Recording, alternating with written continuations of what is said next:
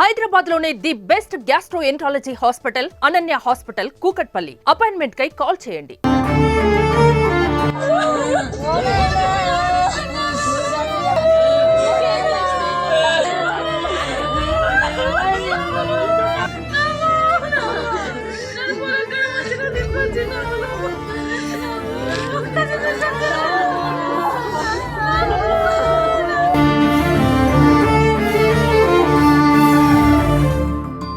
Hello, welcome to Suman TV. ప్రస్తుతం మనం వరంగల్ జిల్లా నర్సంపేట డివిజన్ పరిధిలో కానపురం మండలం ఉన్నాము. ఈ కానపురం మండలంలో రాగంపేటకు చెందినటువంటి కృష్ణ అనే వ్యక్తి గత కొన్ని సంవత్సరాల క్రితము ఒక యాక్సిడెంట్ కాగా యాక్సిడెంట్కి సంబంధించినటువంటి కేసు ఇప్పుడు తుది దశకు వస్తున్న సమయంలో ఆ యాక్సిడెంట్ అయితే అప్పుడు అయినప్పుడు ఎక్స్ పార్టీ ఎవరైతే ఉంటారో వారు రాజీ కొరకు ఒక 10 లక్షలు డిమాండ్ చేశారని తెలిసింది.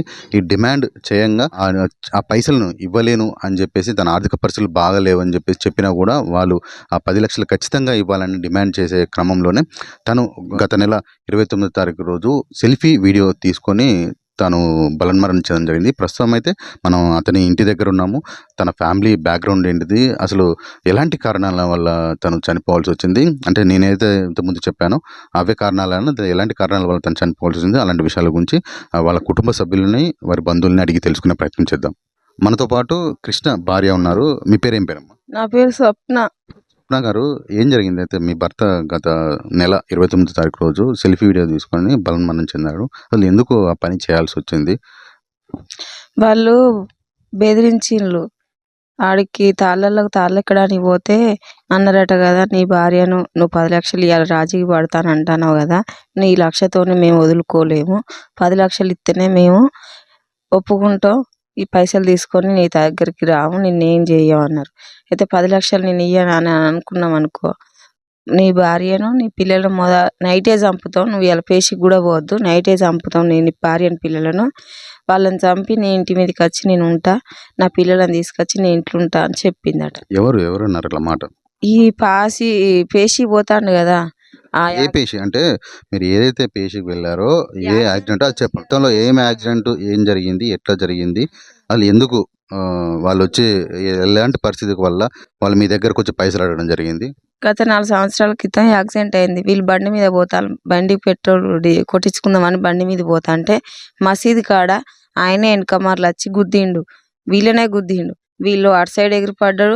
ఆ గుద్దుడు వల్ల ఆయన పోయి వీళ్ళకన్నా మొదలు పోయి ఆ డివైడర్ని గుద్దుకొని ఆయన చనిపోయిండు స్పాట్లో. ఆడ సీసీ కెమెరా కూడా ఉంది, అప్పుడు చెప్పిన సాక్షులు ఉన్నారు, వాళ్ళందరూ ఉన్నారు, చూసిన వాళ్ళను.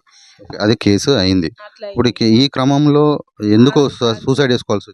ఆ రోజు కాంచెల్లి పోతాడు వస్తాడు మధ్యలో మాట్లాడుకొని పెద్ద మనుషుల కాడ ఉంచి పెద్ద మనుషులను కూడా పెట్టుకొని మా ఊరు సర్పంచ్ వాళ్ళని వీళ్ళని అందరూ 4 ఊర్ల పెద్ద మనుషులు వచ్చి పంచాయతీ చేసుకొని లాస్ట్కి వచ్చారు. గింత ఇస్తామని ఆడ మాట్లాడుకున్నాక మా తరపున పైసలు మేము ఒకడ అప్పు తెచ్చుకొని మాట్లాడుకొని మేము ఆ వ్యక్తి కాడ ఇవ్వాలని అంటే ఇచ్చినాక ఆ పైసలు మధ్యలో వ్యక్తి కాడ కూడా పెట్టినాం. ఆ వ్యక్తి కూడా ఫోన్ ఎత్తలేదు అందుబాటులో. ఆ 3 రోజుల కంచెలు ఫోన్ చేస్తా అంటే ఆ వ్యక్తి దగ్గర పైసలు పెట్టుకున్న వ్యక్తి కూడా ఫోన్ ఎత్తలేదు. ఫోన్ ఎత్తకుంటే పేరు కూడా అతని పేరు ఎవరో కాదు, నా మంచిగా నర్సయ్య అనే వ్యక్తి, ఆ వ్యక్తి కాడ 80,000 రూపాయలు పెట్టి 6 నెలలు అవుతుంది. అంటే ఆ మంచిగా నర్సయ్య పెద్ద మనిషి వాళ్ళ తరపున మా తరపున అని ఆయనకి ఇల్లు పైసలు అని వాళ్ళు అన్నారని అన్నాం. మీ లాయర్ కాడ తీసుకుపోయి లాయర్ కాడ పెడితే లాయర్ కాడ పెట్టద్దు పైసలు నాకన్నా పెట్టానంటే లాయర్ కాంచెలు తీసుకుపోయి డెక్స్లు వేసిన పైసలు తీసుకుపోయి లాయర్ తీసుకొచ్చి తన చేతికి ఇచ్చిండు. తన చేతికి అంగన ఆయన తీసుకుపోయి 6 నెలల కాంచెలు ఆయన దగ్గర పెట్టుకున్నాడు. మరి ఆయన పంపించిండ్లా వీళ్ళు పంపించిండ్లా ఎవరు పంపించిండ్రు, మాకు కావాలి, మాకు గట్టి నిర్ణయం కావాలి, ఆయన కాంచెలు కూడా పైసలు అన్ని రావాలి నాకు. ఇప్పుడు ఆయన దగ్గర పైసలు ఉన్నాయి. 3 రోజుల కాంచెల్లి నా భర్త చేసిండు, మా నాన్న చేసిండు, మా అమ్మ చేసింది, మా నెంబర్లు ఎవరు చూసుకున్నా ఫోన్ ఎత్తలేదు. 3 రోజుల కాంచెలు ఫోన్ చేస్తే 3 రోజుల కాంచెలు ఫోన్లు ఆయన ఎత్తలేదు.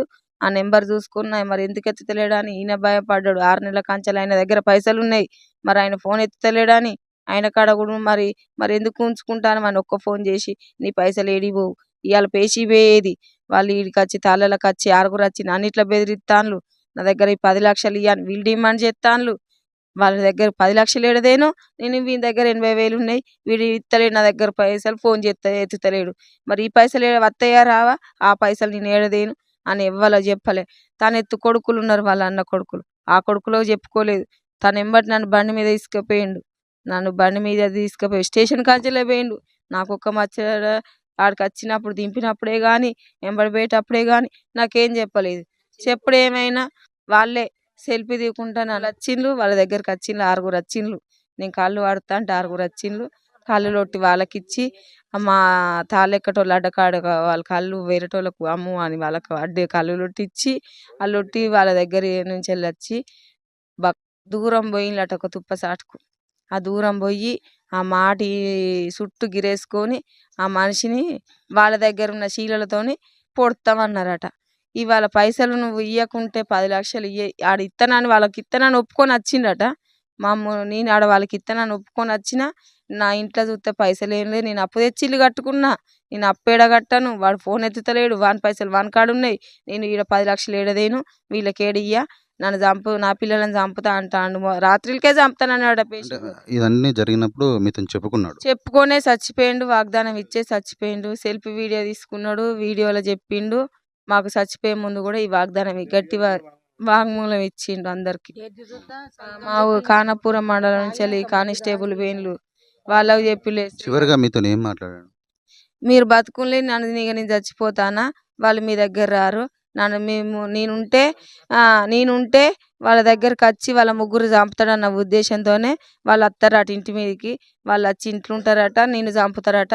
మిమ్మల్ని ఎవరు చంపారు నేను చస్తే, నేను మిమ్మల్ని చంపనానే, మిమ్మల్ని చంపియద్దు, మీ ముగ్గురన్నా మంచుకుంటారు, ఈ పేషి నాతో పాటు పోతుంది, ఈ ముగ్గురు మంచుకుంటుండులే అని చెప్పిండు. అంతే. ఇక్కడ కృష్ణ భార్య స్వప్న చెప్పేది ఏంటంటే, గత 4 సంవత్సరాల క్రితము ఒక యాక్సిడెంట్ మండల కేంద్రంలో జరగగా, ఆ టైంలో తను బైక్ మీద వెళ్తున్న క్రమంలో వెనుక నుంచెలు నల్లబెల్లి మండలానికి చెందినటువంటి ఒక వ్యక్తి ఈయన బైక్ని గుద్దగా తను డివైడర్ మీద పడి చనిపోయాడు. ఆ క్రమంలో అది కేసు నమోదై అది కోర్టు విచారణ జరుగుతూ ఉన్నది. కోర్టు కేసు తుది దశకు రాగా రాజీ పడాలని చెప్పేసి వాళ్ళు బలవంతం చేశారు. రాజీ పడాలంటే 10,00,000 ఇస్తేనే మేము రాజీ పడతామని చెప్పేసి వాళ్ళు డిమాండ్ చేయడం జరిగింది. కానీ కృష్ణ తను వ్యక్తిగతంగా తను గౌడ కులస్తుడు, తను తాళ్ళు వెక్కుకుంటా వ్యవసాయ కుటుంబ నేపథ్యం గల వ్యక్తి. నేను ఆల్రెడీ ఇల్లు కట్టుకున్నాను, నేను అప్పుల బాధలో ఉన్నాను, నాకు అంతగా ఇచ్చేంత స్తోమత లేదు, మీరు పదే పదే నన్ను అడగండి అని చెప్పాడు. అయితే ఒకరోజు తను కళ్ళు పోస్తున్న సమయంలో తన అడ్డా దగ్గర అక్కడికి ఒక 6 వచ్చి తనను బెదిరించడం జరిగింది. నువ్వు రాజీ పడాలి, రాజీ పడి పైసలు ఇవ్వాలి, పైసలు ఇవ్వలేని యెడల మీ కుటుంబాన్ని నేను చంపేస్తామని చెప్పేసి వాళ్ళు బెదిరించారని చెప్పేసి మనతో పాటు కృష్ణ భార్య స్వప్న మనతో పాటు చెప్పుకుంటున్నారు.